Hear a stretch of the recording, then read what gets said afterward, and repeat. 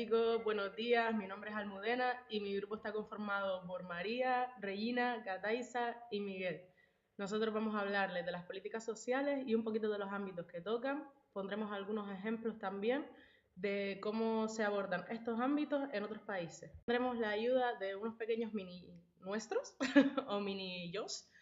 A continuación el mío les explicará qué son las políticas sociales y cómo funcionan. A ver, Mini, ¿sabría decirme qué son las políticas sociales? Buenos días. Pues son una serie de medidas, por lo general planes, programas, proyectos, aunque también hablamos de otras como leyes, que deben velar por el desarrollo y el bienestar social dentro de las posibilidades económicas de un país, provincia, localidad, etc. Debería de distribuir los recursos de manera equitativa, actuar para que las necesidades básicas de toda la población estén cubiertas y trabajar con más intensidad sobre las zonas más necesitadas en cuanto a recursos de cualquier tipo. Muchísimas gracias. ¿Podrías ahora decirme cómo funcionan? Puesto, los gobiernos modernos se basan en un contrato social entre los ciudadanos y el Estado, en el cual se acuerdan derechos y deberes por ambas partes para promover el bien común. Los ciudadanos prestan su apoyo al gobierno mediante pago de impuestos y contribución al desarrollo del país. Y los gobiernos, en contrapartida, adquieren legitimidad protegiendo los derechos de los ciudadanos y apoyando políticas que benefician a todos y cada uno de ellos. ¿Qué abarca la protección social? La protección social abarca políticas y acciones que deben promover los derechos y el bienestar de la ciudadanía. ¿Qué abarcan las políticas sociales? Se logró gracias al reconocimiento de la pobreza como un problema social, lo que creó las condiciones para desarrollar los mecanismos institucionales de protección social conocidos actualmente como el estado de bienestar social. ¿Cuántos tipos hay de protección social? Existen tres tipos totalmente diferentes. En primer lugar se encuentra el modelo de asistencia social, cuyo eje es la asistencia social. Defiende que el mercado se autorregula y que no hay que interferir en su desarrollo, y que cada individuo e individua debe tener la capacidad de resolver sus problemas. Sus valores son la libertad, el individualismo y la igualdad de oportunidades. Este tipo de protección social es el que promueve el modelo de bienestar liberal anglosajón, que se caracteriza porque el Estado solo cubre los riesgos que no puede asumir la sociedad. Luego tenemos el modelo de seguro social, que tiene como característica la cobertura de los grupos a través de la relación contractual. Se basa en la solidaridad y la meritocracia, por lo que los individuos e individuas recibirán compensaciones en función de sus contribuciones al seguro. Este tipo de protección social lo defiende el modelo conservador, partiendo del principio de subsidiariedad, donde el Estado solo interviene cuando fallan las instituciones más próximas al individuo o la individua, como la familia. Y por último tenemos el modelo de seguridad social, que designa un conjunto de políticas públicas que, inspiradas en el principio de justicia social, garantiza a todas el derecho de un mínimo vital socialmente establecido, desvincula los derechos sociales de la relación contractual y su carácter igualitario asegura un mínimo de beneficio de forma universalizada. ¿Qué me podrías decir de España y la protección social? La protección social no es la misma en todos los lugares a pesar de pertenecer a la Comunidad Europea, pues cada país tiene cierta autonomía para determinar qué tipo de políticas quiere desarrollar. España forma parte de los países que menos invierten en lo social en comparación con otros como los escandinavos. Un factor en contra del desarrollo igualitario entre estos estados es el hecho de que en los países del sur, entre los que se encuentra España, se implantó el estado de bienestar más tarde que en el resto de países. Esto ha provocado que España desarrolle y modernice los modelos de protección social en un contexto de deslegitimación ideológica del estado del bienestar, de constreñimientos fiscales y de incremento de las presiones coercitivas sobre los costes sociales, mientras que los países nórdicos, por ejemplo, están dando continuidad a sus programas de contención de costes, reordenando sus prioridades de gastos y recalibrando los servicios. ¿Cuáles son los efectos que esto ha causado? Tenemos el aumento de la desigualdad, sobre todo tras el comienzo de la crisis del 2008, Esta crisis económica ha ensanchado las diferencias entre los sistemas de protección social tanto del norte como del sur de Europa. España ha tenido que ejecutar medidas drásticas de ajuste de gasto, de desuniversalización de servicios, reintroducción de mecanismos de comprobación de medios o de traslado de responsabilidades de cobertura de riesgos al ámbito privado, al tercer sector y a la red informal de cuidados familiares. Es decir, ha privatizado los servicios. Y respecto a Canarias, ¿qué me podrías decir? Ciertamente, este problema ha tenido una especial incidencia en Canarias, al cual las políticas y los servicios de protección social no están dando soluciones eficientes. En el conjunto nacional se observa, por ejemplo, una reducción del 1,22% de la renta disponible por adulto. Sin embargo, el reparto de este descenso entre las distintas autonomías es muy desigual. Contrastan frente a Canarias, que sufrió una reducción del 7,45%, aumentos notables como los de Castilla y León con un incremento del 6,75%.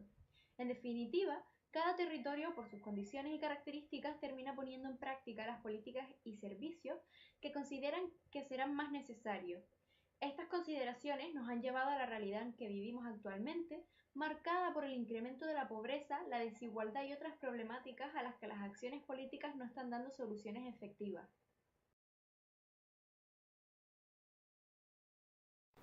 Hola, soy Cataísa Godoy y voy a explicar un poquito esta temática.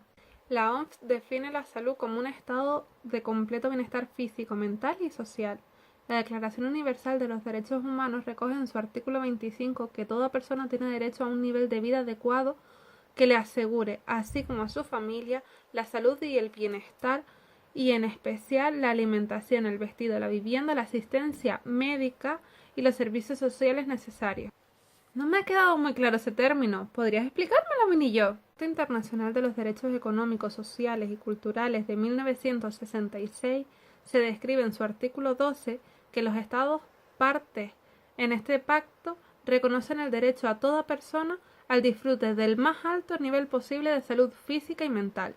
Por lo tanto, para garantizar todos estos derechos se crean las políticas sociales públicas, sanitarias, con tres objetivos principales: maximizar la salud, reducir la desigualdad en la salud y favorecer a aquellos que lo merecen frente a aquellos que no, en función de su estilo de vida. Los parámetros que marcan el estilo de hacer políticas sanitarias son la capacidad de llegar a acuerdos entre todas las sensibilidades políticas, la forma de provisión de la atención pública, privada o mixta, el tipo de financiación, la equidad en la distribución de los recursos disponibles, la igualdad en los derechos sanitarios de los ciudadanos y las ciudadanas y la calidad de los servicios sanitarios prestados. A nivel europeo, la política de desarrollo de la Unión Europea y la salud, su objetivo es de ayuda al desarrollo de la Unión Europea a terceros países.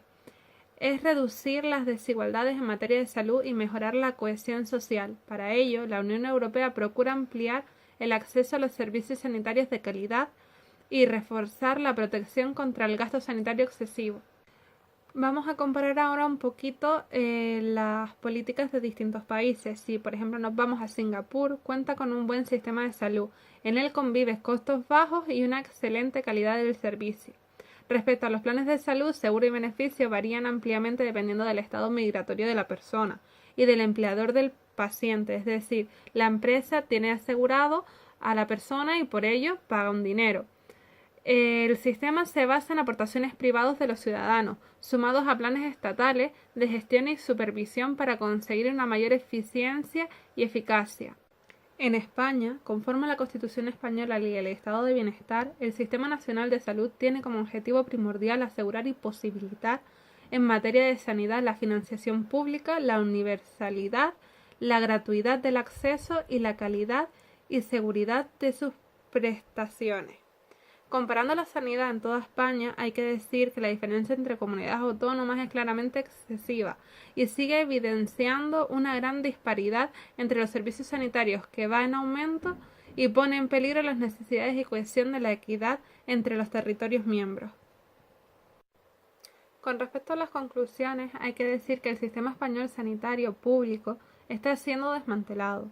Por un lado, el gobierno central está asfixiando económicamente a las comunidades autónomas, y por otro lado, están privatizando los servicios. La consecuencia directa de todas las decisiones políticas es un deterioro inaceptable en la sanidad pública, al igual que ocurre con otros sectores sociales.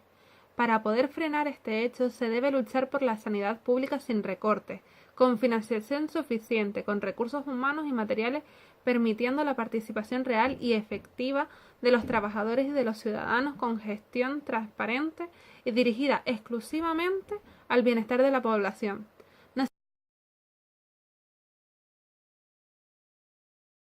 ¿Cómo definirías igualdad? Igualdad es el trato idéntico que se le brinda a las personas sin que medie ningún tipo de reparo por la raza, sexo, clase social u otras circunstancias. La Constitución española recoge este derecho en el artículo 14, en el que expone, a grosso modo, que los españoles son iguales ante la ley sin que pueda prevalecer discriminación por razón de nacimiento, raza, sexo, religión, etc.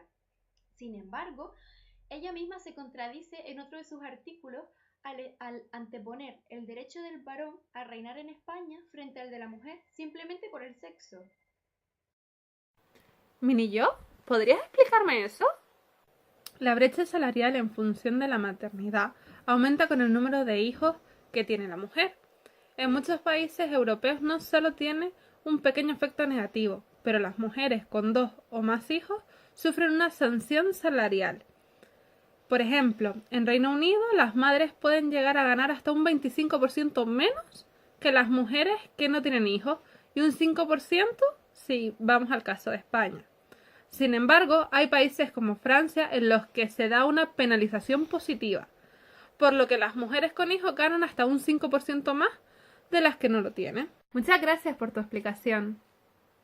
Por lo tanto, se deduce que España es un país en el que, desde luego, no se le da mayor relevancia a lo relacionado con la igualdad de género. Además, según lo visto durante el curso, tampoco apuesta por la igualdad de oportunidades, ni salarial ni de ningún tipo. Es más, con las decisiones políticas se está consiguiendo un efecto contrario. Se está incrementando la desigualdad entre los sentidos y entre todos los niveles. Es decir, aumenta el riesgo de exclusión, la violencia, la precariedad laboral, disminuye la protección social y la calidad de lo público, entre otras muchas cosas. En España es el país de la OCDE en el que más ha incrementado la desigualdad desde el inicio de la crisis, tan solo por detrás de Chipre y superando hasta en 14 veces a Grecia. Las distancias entre ricos y pobres ha crecido y en el 2015 el 1% de la población incrementó tanto su riqueza como el 80% de los más desfavorecidos. En este sentido, en España es el segundo país de la Unión Europea en el que más ha crecido la distancia entre rentas más altas y rentas más bajas. Además de todo esto, la brecha salarial sigue existiendo entre hombres y mujeres, siendo de un 17,8% por encima de la media europea. Hola, Minillo. ¿Sabrías decirme qué es la educación? Sí, el término más usado comúnmente es la que le define como la formación destinada a desarrollar la capacidad de las personas afectiva, intelectual y moral de acuerdo a su cultura y a las normas de convivencia en las que conviven en su sociedad. Por otro lado, Minillo, ¿sabrías decirme cuáles son los tipos de educación? Sí, hay 3 tipos de educación: educación formal, educación informal y educación no formal. La educación formal pertenece a un modelo académico y administrativo, dado a nivel de sistema en una nación. Son lo que serían los grados escolares y los niveles educativos, teniendo una delimitación en periodos cronológicos y con un proceso sistematizado y graduado. Luego, por otro lado, estaría la educación informal, la cual es espontánea, dura toda la vida, es involuntaria y no tiene ningún espacio educativo definido. Y luego, por último, estaría la educación no formal, la cual tiene lugar a través de las actividades cotidianas relacionadas en el entorno social o familiar o con las agencias de servicios humanos y sociales o grupos religiosos, medios de comunicación, clubes, etc. Hola de nuevo, Minillo. ¿Sabrías explicarme qué es el empleo? Sí, el concepto empleo tiene varios significados. Desde una perspectiva, puede entenderse como el efecto o la acción de generar trabajo y ofrecer puestos laborales. ¿Sabes cuáles son las funciones del empleo? Las funciones del empleo son trabajo e ingresos económicos, trabajo e identidad, trabajo y actividad, trabajo y relaciones interpersonales y, por último, funciones psicosociales del trabajo. Sobre las políticas de empleo en Canarias y en España, las principales líneas de las políticas de empleo en Canarias y en España son incentivar la contratación por empresario privado, unir formación y empleo, formación polivalente, favorecer el empleo autónomo, alentar la economía social, las cooperativas y las sociedades laborales, promover el desarrollo local e implicar a los ayuntamientos a través de las agencias de desarrollo local, formación, capacitación y cualificación, concertación social ante empresarios, trabajadoras y trabajadores y administración canaria, fondos sociales europeos, mejorar la calidad de la inserción profesional, desarrollar el espíritu de la empresa y, por último, reforzar la política de igualdad de oportunidades entre hombres y mujeres. Bueno, buenos días a todos y a todas. Y yo les voy a hablar sobre las políticas de inmigración. Bueno, realmente dentro de estas políticas existen unos 3 ejes que son cruciales según el marco europeo, ¿vale? Que son la seguridad, la integración, y existe un tercero que es exclusivo europeo, que es la cooperación, ¿de acuerdo? Pues el problema de todo esto radica en que las políticas de inmigración en cuanto al eje de integración son bastante complicadas de explicarlas así. ¿Podrías ayudarme, Minillo? Por supuesto que sí, no hay ningún problema. A ver, es muy sencillo. Tenemos 2 esenciales, ¿de acuerdo? 2 políticas de integración realmente esenciales que se dividen en asimilación y en multiculturalismo. Entre estas 2 hay un gran abanico. Destaca, por ejemplo, Francia, que, bueno, esa es asimilacionista pura, es decir, que hacen que las personas que lleguen a su país tengan que adquirir completamente su cultura. Después tenemos casos como Canadá, que es más bien multiculturalista, y después nos encontramos con Alemania, que anda ahí un poco en tierra de nadie, con las figuras de los trabajadores huéspedes. Pero espera, María, yo tengo una pregunta para ti. ¿Son los CIES únicos y exclusivamente españoles? No, realmente no. Me alegra mucho que me hayas hecho esta pregunta, porque lo cierto es que los CIES, que no se llaman CIES en todo el mundo, en Europa se conocen como centros de internamiento especializados, o después tenemos casos como los de Australia, que son muchísimo más controvertidos que los europeos y que hay que tener cuidado con ellos. Realmente recomiendo que se busque información porque la cantidad de derechos humanos que se violan allí es impresionante, y llama la atención que estos centros parecen ser comunes por todo el mundo. Dime, María, ¿cuál es el caso de Canarias? Pues, Minillo, la verdad es que Canarias es un caso bastante peculiar y es llamativo sobre todo porque realmente las pateras que venían aquí no venían originalmente al archipiélago canario, sino que utilizaban otras rutas como es la del estrecho del Gibraltar, y son un gran ejemplo de las consecuencias que pueden tener las políticas sociales, sobre todo en este caso las migratorias, en el resto de la vida. Para concluir, se quiere recordar cómo las políticas sociales sin duda influyen en distintos ámbitos de nuestra vida, regulándola de formas en las que nosotros ni siquiera sospechamos, nosotros y nosotras, ojo.